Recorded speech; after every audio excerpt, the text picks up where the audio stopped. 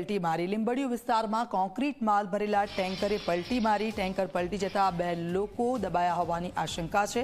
દબાયેલા બંને લોકોને બેભાન હાલતે બહાર કાઢીને સારવાર માટે ખસેડવામાં આવ્યા છે। તો કોન્ક્રીટ માલ ભરેલા ટ્રેક્ટરે પલટી મારી હતી।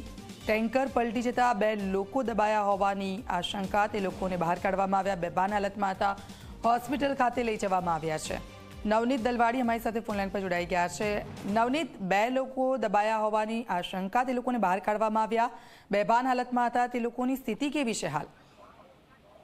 ચોક્કસ દીક્ષિતા, ભાવનગર શહેરના ઘોઘા સર્કલ વિસ્તારની ઘટના છે કે જ્યાં લીંબડીયું વિસ્તાર આવેલો છે અને આ વિસ્તારની અંદર જે આરસીસી માટે જે કન્સ્ટ્રક્શન કામ જે છે ચાલી રહ્યું હતું અને આરસીસી ભરેલું ટેન્કર છે અહીંયા ઠાલવવા માટે થઈને આવ્યું હતું, પરંતુ એ દરમિયાન જે ખોદકામ ચાલતું હતું ત્યાં જે માટી છે એ પોચી થઈ ગયું હોય। ટેન્કર ત્યાં પહોંચતા એક સાઈડની અંદર ટેન્કર નમીને પલટી મારી ગયું હતું અને આ દરમિયાન ત્યાં જે ટેન્કર સાથે નીચે જે શ્રમિકો 2 જે કામ કરી રહ્યા હતા એ શ્રમિકો છે એ બંને નીચે દબાઈ ગયા હતા।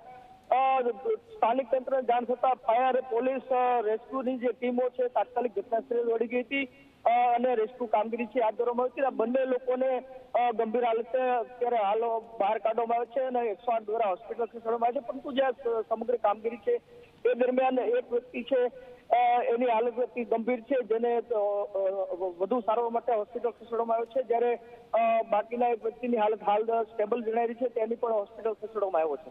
જી દીક્ષિતા। બિલકુલ, આભાર નવનીત સમગ્ર વિગત બદલ।